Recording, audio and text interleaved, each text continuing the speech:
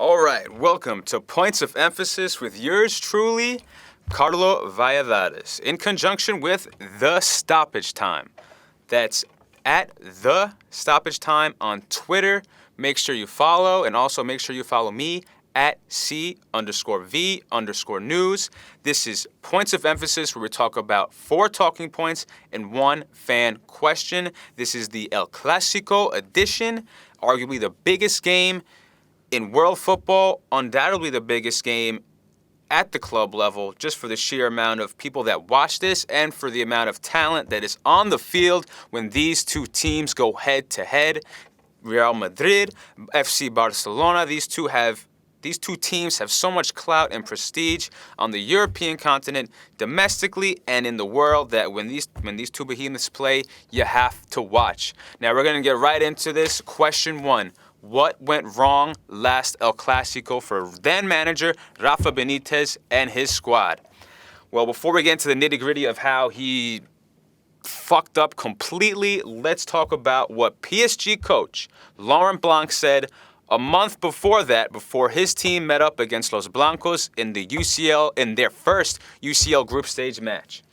This is what he said, which is very interesting going forward. I think this is a defensive Madrid side, but an effective one too. They don't concede many goals. Now, at the time that was true. Rafa Benitez's team weren't conceding any goals, and they were doing pretty well, and he was getting a lot out of Bale, and it might have been a mirage, but the fact of the matter is how Rafa Benitez deployed his team against Paris Saint-Germain. At the time they weren't the champions of Ligue 1, now they are, against a very good offensive team nonetheless.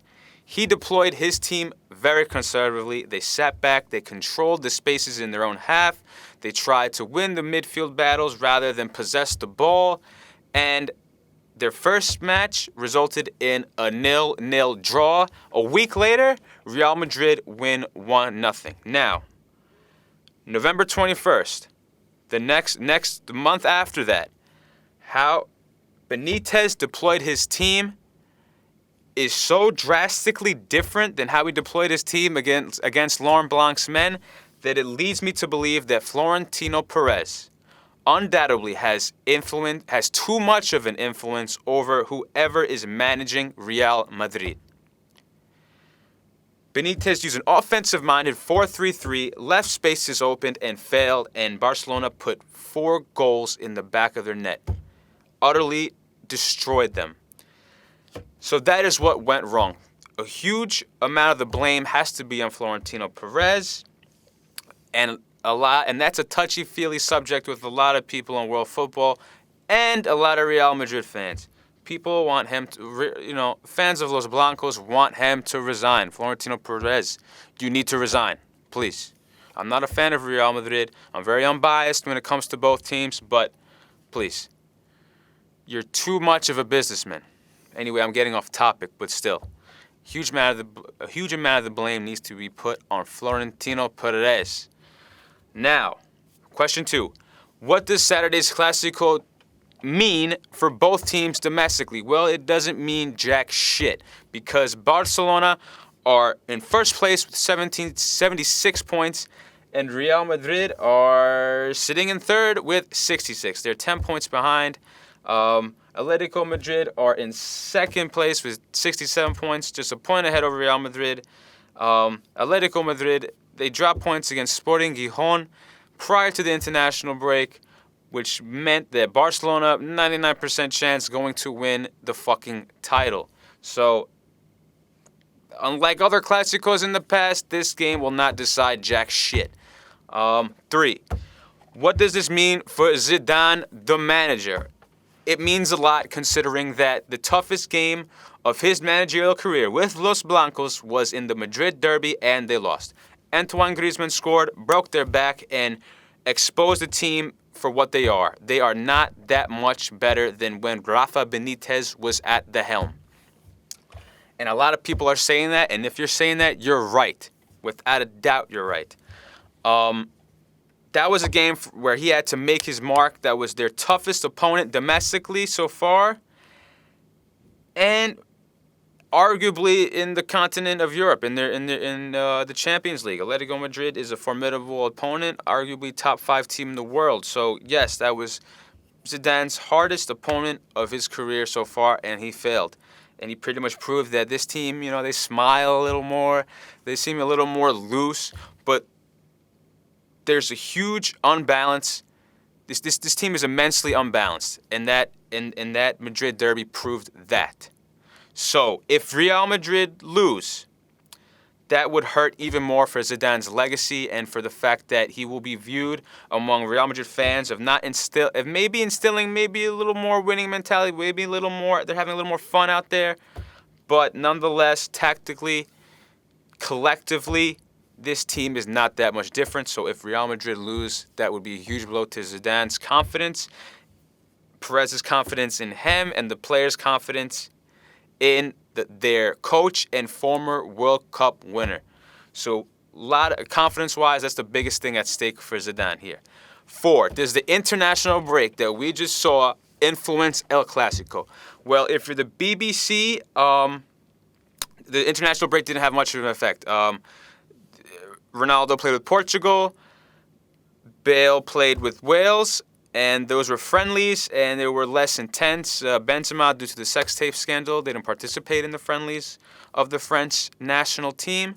So they will most likely be a little more rested than MSN, who had to travel to South America, go through jet lag, and play very intense and physical CONMEBOL qualifiers, World Cup qualifiers. So that could work in favor for Real Madrid.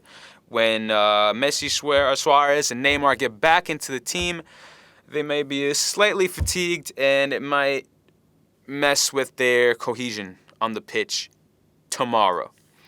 Now, question of the day. If you ever want to send me a question, because I'll be doing this every week, send them on Twitter to @C_V_news.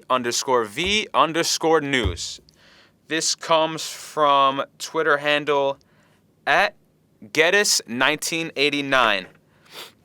What does Real Madrid need to do to see off Barcelona? Well, they need to do 3 things. 1, Zidane, from a managerial point of view, needs to look at how Carlo Ancelotti got a win over Barcelona last season.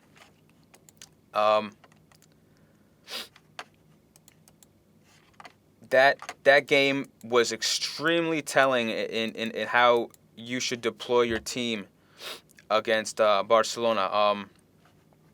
In the early stages of the 14-15 season, Carlo Ancelotti got a 3-1 win over the Blaugrana, and Zidane needs to look at how the Italian coach deployed his team.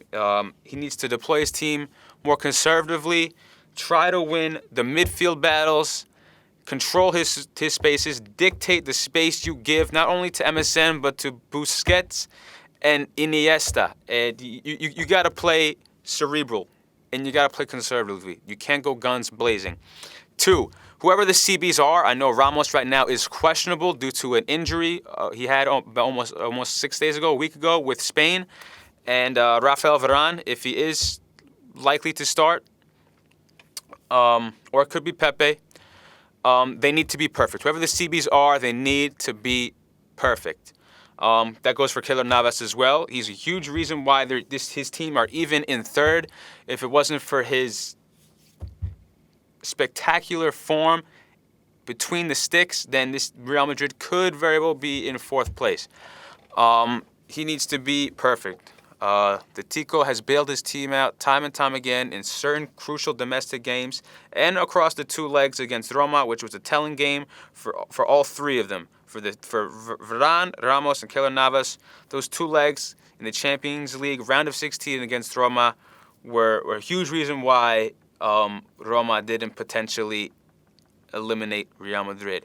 3, the BBC are going to get chances, and when they do, they need to execute. Barcelona's back line can be suspect at times, especially if you're a team that has pace.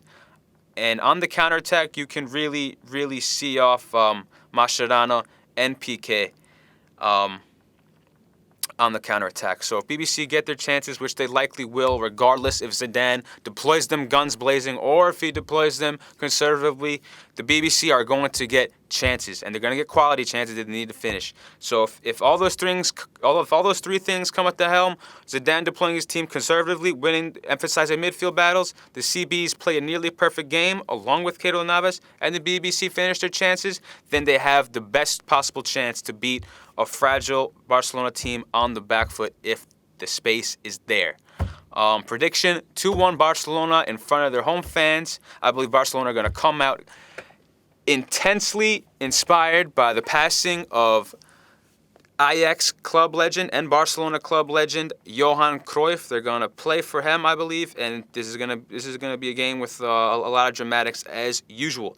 Well, that wraps it up for Points of Emphasis with Carlo Valladares. I hope you had fun, and I'll see you next time.